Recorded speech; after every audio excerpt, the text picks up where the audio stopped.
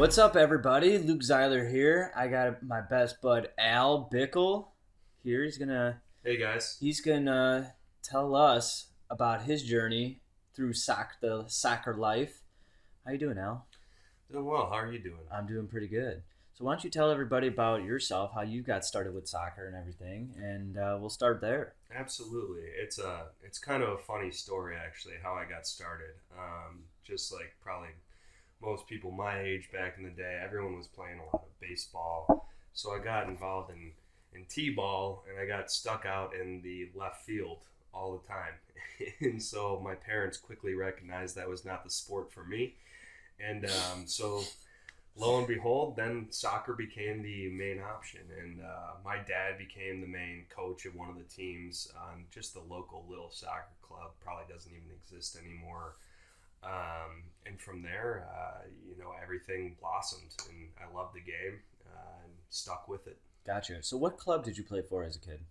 So the original club I started with was Lincoln Way Soccer Club. Okay. And that was great. And at a point, I transitioned to the Chicago Magic. Okay. And that was an incredible experience that I had, just from the people, the coaches, the involvement of the club. You were living, eating, and breathing soccer for the most part, and it was great for me. Yeah.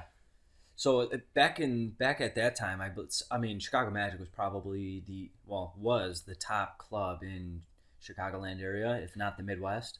We were ranked the number one club in the country. I think 16 and 17, possibly 17 and 18 years that I was there. I don't recall exactly which ones, but yeah. So you were about 17 years old, and you were considered one of the top players in the country, basically. Top club. Top club. I mean, you played for the top club. Yes, yeah. It was great. Gotcha. All right, so you're playing for the top club in the country. What year did you start with them? So the transition was initially like a little heartbreaking because Excuse me. No problems. My dad was the one that really drove that decision. Was like, I need to get you into a more involved environment, sure, if you will. Yeah. And so I think I was probably 11 or 12 when that happened. Okay. And it was tough because you're leaving some of your local friends, and you kind of get into the environment, and all of a sudden these people quickly become your family. Yeah. Okay. And so that was one of the toughest parts, but it was around 11 or 12 years old when I transitioned to Magic and lived it through under 19. Okay. So did you play on Colin's team? No. So Colin was 2 years older than me. Okay. We went on a trip to Europe with Colin, and I'll never forget this moment in my life. We were playing. I mean, this team they were better than us. There's no doubt about it.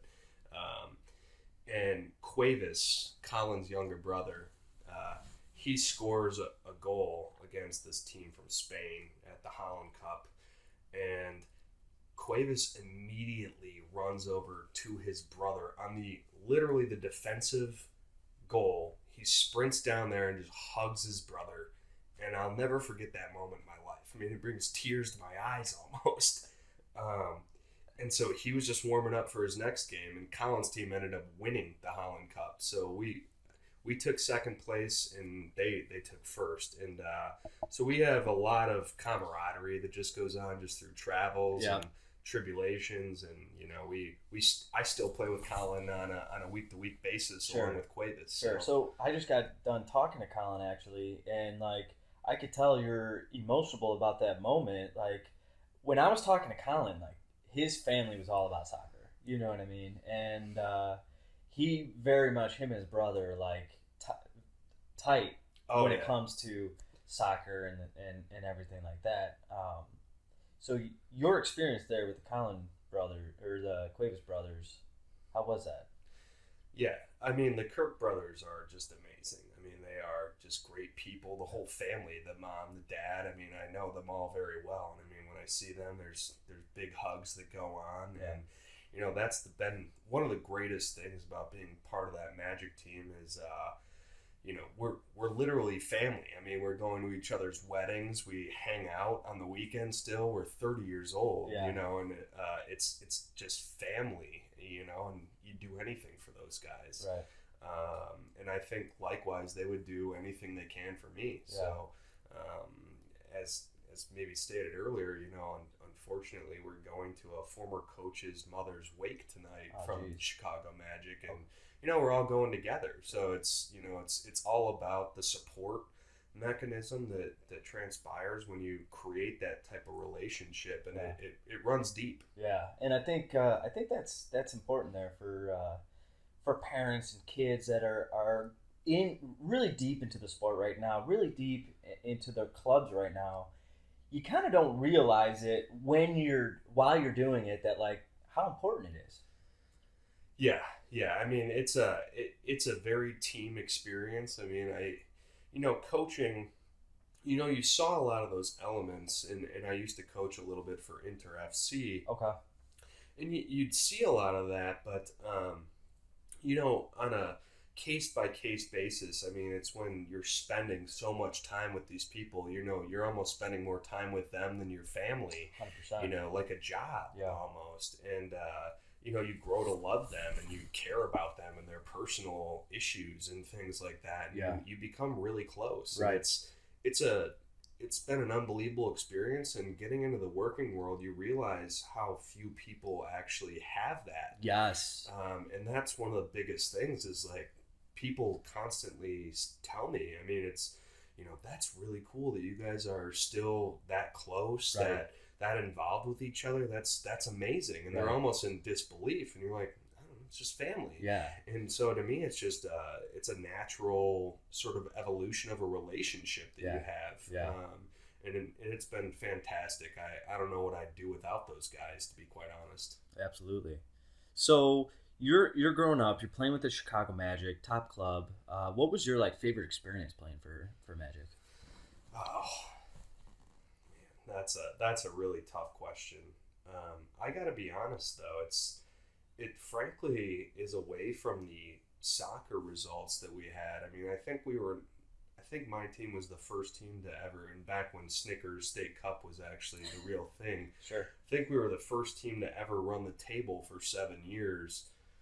So we won 7 years in a row, and that was great. But to be honest, the best experience was just traveling and spending time with these guys. Yeah. And I mean, those are where the memories really come from, are, time spent even off the soccer field. And, you get to know people's personality, what they're going through. And it was a very diverse group of individuals from, multiple states, actually. I mean, we had a guy on our team from Kentucky that would just come stay with me for the whole summer at times because, he wanted to be at the training sessions and wanted to be there. And so a lot of the most valuable things, frankly, came off the field, and the relationships that I got there. Absolutely. And the friendship and the support, and, people that are always going to be there for you for the rest of your life. Yeah. And like I said, I think people need to people that are in it, you don't really realize it while you're going through it. So you really got to stop, reflect, really appreciate what you're going through. You know what I mean? Absolutely.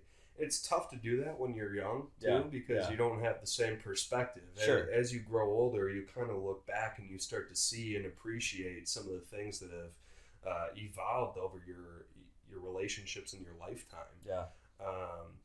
And so it's not an easy thing to appreciate when you're in the moment, just like many other things in your life, you know. But you look back and, you want to honor those relationships and those friendships and, maintain those, because, it's easy to fall out of touch with people if you're not in contact with them. Absolutely. So you're playing at Magic. Let's say you're getting 16, 17, 18 years old. What was your college, not experience, but the process of getting into college? What was that experience like for you? That's an interesting question.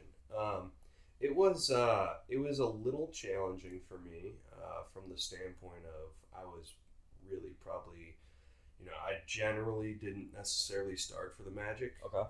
So a lot of times I was kind of first, second, third guy off the bench, depending on the situation and the position needed. Mm-hmm. But I'll tell you that I at one point I had evaluated going to another competitive team where a lot of other former players had transitioned to. Gotcha. I went to a tryout and it went really well, and were interested in having me on the team. But making that decision, I was like, I can't leave these guys. It means a lot to me, and I know what we're doing, and we were in the national final that year. And so with that decision, I mean, it might have hampered a little bit some of my prospects, but I'll tell you, even with that, I'll never forget the game where I originally got recruited from NIU, which is where I went for a year and a half and played D1. Had a lot of injuries, unfortunately. And you just never know what game those coaches are going to show up at. And so you have to respect every single game that you were playing. And we were playing Naperville North that game, and I had a good game. I was playing center mid. I had one of my probably best high school games of my life. Gotcha. And turned out to be an offer from NIU, and I took that. So NIU happened to be at that game. Yes. And this is a high school game. Yes. Okay. The assistant coach was at that game, and I got a call. It must have been the next day or the day after, like really quickly, of like, hey, we're interested in having you on the squad here. Are you willing to commit? And I did that, and that was also a fantastic experience where I developed many other brothers from other soccer clubs as well. We had a fair number of Magic guys there, even from Colin's team. Actually, we had at least 2, maybe 3 guys from his squad that were on that team, and so it's like, you almost just recreated the brotherhood a little bit in a different sense, and that was an experience for sure, without a doubt. But I think the biggest thing is contacting coaches on your own. Yeah. You need to reach out to the coaches. You need to email them. You need to talk to them. Yeah. My advice would be get as many options as possible, and don't be fixated on Division I soccer. Sure. That's the other thing. Absolutely. Like, you need to find the best environment for yourself, and at the end of the day, there's a lot of life that happens even if you go professionally in soccer. Right. So you always want to get that good education, in my opinion. Hopefully that answers your question. Yeah, no, and we're getting off a little bit off the question here, but even if you're playing like Division II, I played at a Division II school in Florida, which was considered to be one of the top, the top Division II conferences in the country. So we played against Division I teams, and we competed well. I mean, it was a very, very competitive environment. And a lot of the kids that were in our conference or even on my team went on and played professional soccer. Sure. So I think you made a good point there. Don't be fixated on Division I necessarily. There's other avenues to get there. Tons of other avenues, absolutely. And my experience, I ended up transferring to St. Xavier, as you know, at some point. Right. And I'll be honest, the environment we were able to create there was unbelievable. Right. I mean, we had a number of guys transfer in where we were a very competitive team, and we'd go play Eastern Illinois for preseason in the summer, and it was like one year they're like, oh man, these guys can actually play with us. And so and Lindsey Wilson is another prime example. I don't know how their capabilities are today, but back then it was like, you're playing against former professionals that are trying to get a U.S. education. Yeah. So, you shouldn't be fixated on the Division I aspect, even though it becomes such a focus for folks. And that's a difference that I think a lot of folks don't realize, is that the NCAA has very different rules than NAIA. Yep. And you mentioned like former professionals playing in the NAIA. That is possible in NAIA, and that's not possible in the NCAA. Right. So you played for St. Xavier. How did you transition from Northern to St. Xavier? It's an interesting story as well. Okay. Like much of my life. So freshman preseason at NIU, I ended up with a really bad, what ultimately ended up to be rami stress fractures in my pelvis, and that's just a result of too much impact on your bones, training too much. Sure. So don't train too much. And it was really hard for me because couldn't play the entire freshman season, got into sophomore year, and it took their orthopedic at NIU probably about 4 or 5 months to recognize that it was a stress fracture, and it was based upon me saying he wanted to give me a cortisone shot. Gotcha. And I was like, you know what, like that can destroy some connective tissue in the body. I was like, I'd like an MRI first, and they got it. And when I went to him, he was like, well, thank God you got that MRI because this is the problem. Wow. And the point being there is take care of your body and, maintain it and, always be mindful of what even other doctors are telling you, get a second opinion. Sure.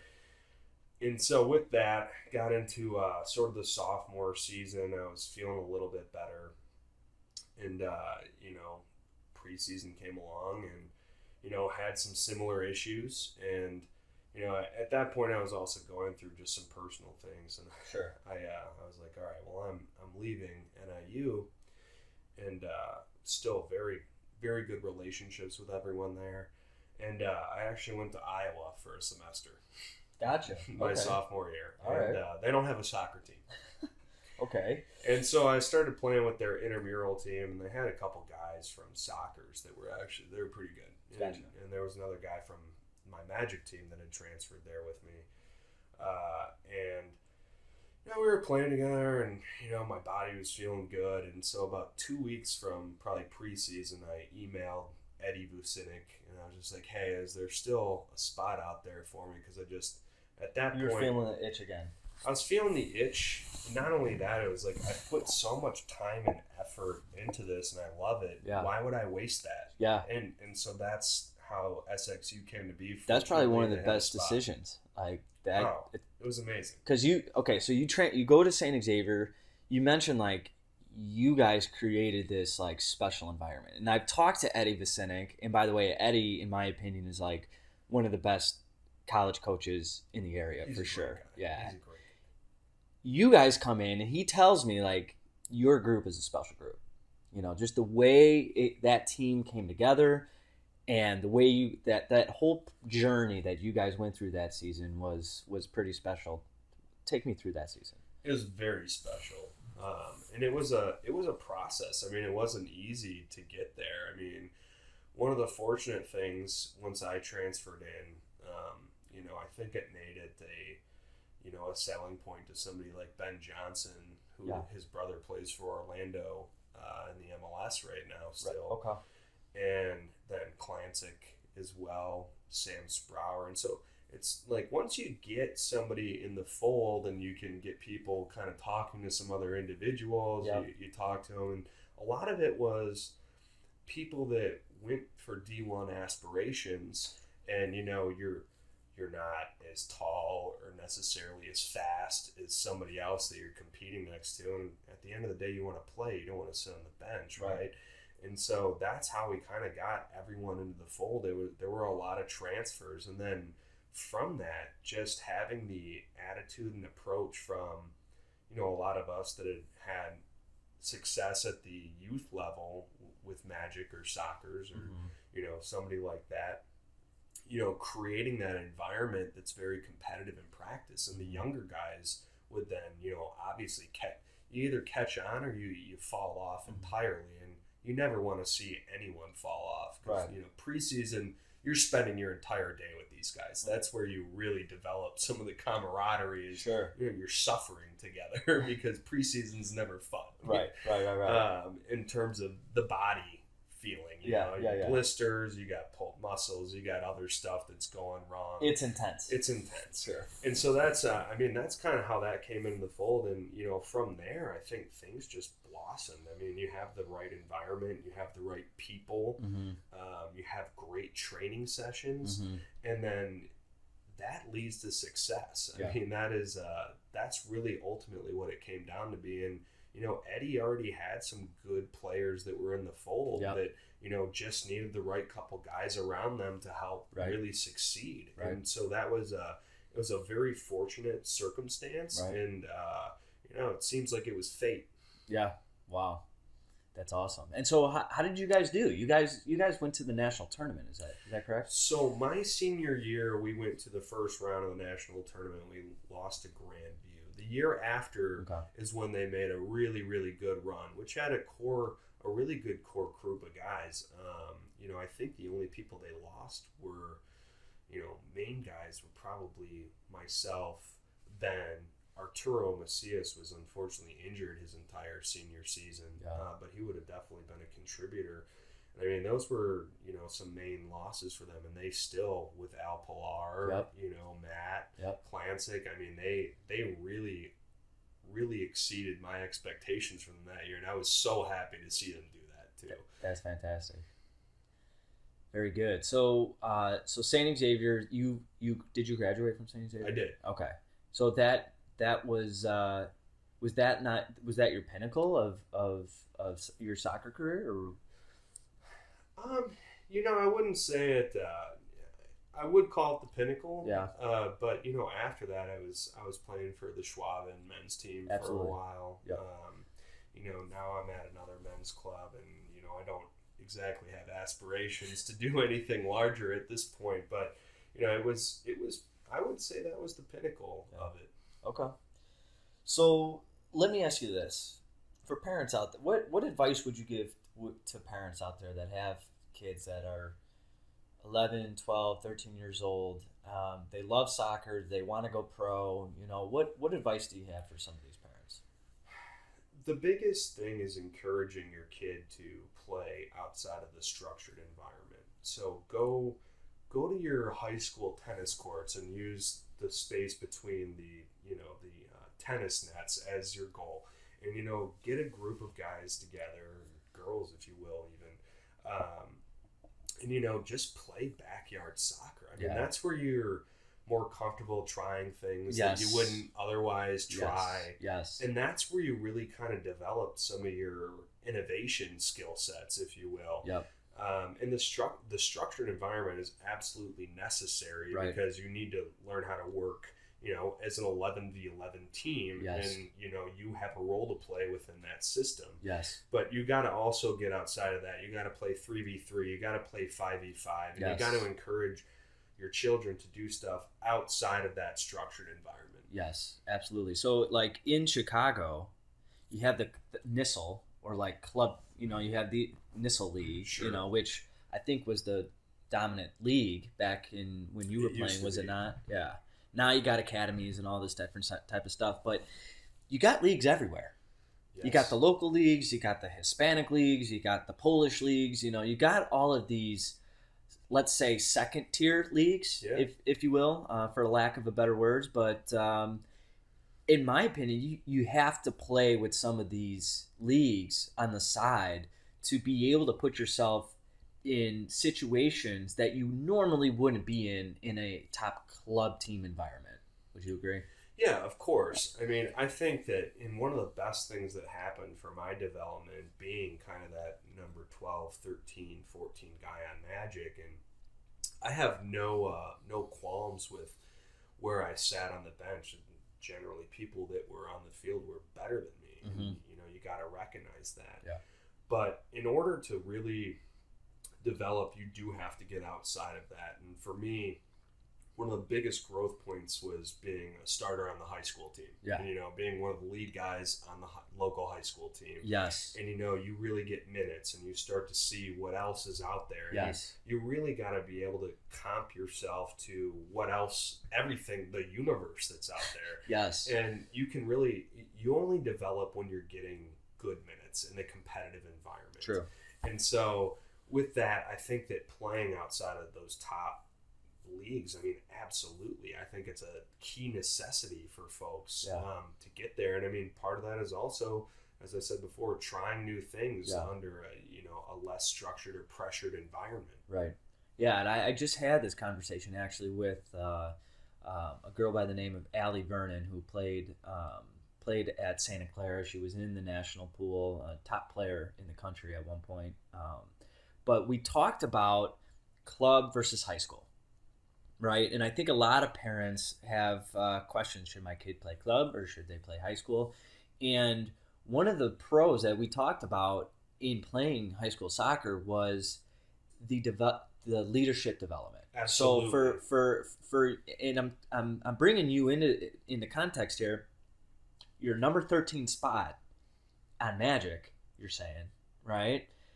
You go to high school, you're probably number 1 as far as leadership goes. Am I correct there? I was my senior year, absolutely. I mean, I think always just generally I've had sort of a leadership personality, but Sure. you know, getting outside of that Magic environment absolutely is correct. I mean, being able to really portray that and take the bull by the horns, if you will, and you know, speak my mind very verbally, and you know, get people to come together, and it's a really powerful and great experience to go through, and that I wouldn't change it for the world. And as a side note, my freshman year, I actually was going to try to do the Magic sort of high school program that they were trying to employ at the time, where you didn't play with your high school, and it fell apart. And honestly, it was one of the best things that ever happened to me. Wow. Was getting into that environment, having that ability to Getting have that into leadership role. High school environment. Absolutely. Yeah. Wow. Very good. So, so take me. So, your number one. What's your number one advice to parents out there? My number one advice to parents is, you know, is largely as you want to be involved with a position you want your child to play. Take steps back and trust the coaching staff, and recognize that these people have experience in knowing what your physical capabilities, whether it's height, speed, whatnot. Yes. You know, there are positions where you're just better designed for. Yes. And, you know, trust that from the coach is my biggest thing. And, you know, I have some coaching experience as well. And one of the toughest things was having those conversations with the parents of, you know, I want my child to play forward. Yeah. You know, it's like, you got to take a step back and recognize where you fit best within the system, because the coach is dealing with 18 players and trying to put out the best 11-man roster, as well as develop these players. It's crazy. Everyone I talk to, like every player that I talk to, they're one out of their top 3 pieces of advice is exactly what you're saying. As a parent, take a step back. Let the kid experience it for themselves. Absolutely. Even if the coach is putting the kid on the bench, let the kid get through that experience. Yeah. You know, it's important for character development as that's well. exactly I mean, right. You know, you gotta go through those trials and tribulations in order to develop as a person as well. And I mean, there's a lot of life skills that come out of being a part of an 18-man roster and understanding where you fit within that roster as well. Right. And I think, honestly, that's one of the biggest differences between U.S. soccer and like soccer environment and cultures in England and in Italy and in Germany, you know, in Europe in general. They trust the academies. They trust the system. They trust the coaches. Here, every parent is the number one coach. 100%. But you got to keep in mind, and it's interesting because I have a lot of people that I work with who have children that are playing soccer now. Okay. And, you know, they have, you know, concerns and issues. But, you know, I think the difference is culturally, we're just a little behind the ball. So, I mean, I think that, you know, once you Not just soccer, just culture in general. I think soccer is a part of that culture conversation, because a lot of these parents didn't necessarily grow up with soccer being a big issue, and everyone cares about their kid. They want the best they can possibly get for their kid. Right. And so not having a full appreciation for the system and the way things function and all of that creates additional challenges from a coaching and managerial perspective. Yes. And so I hope that at one point, you know, next generation is a little bit easier than what mine was. Right. And the one after me. And so I think it's an evolution process. Yep. More than anything. Yeah, absolutely. Well, good. We're wrapping up on time. So, Al, I appreciate you coming out here. Absolutely. Thanks for having me. I really appreciate it. Absolutely.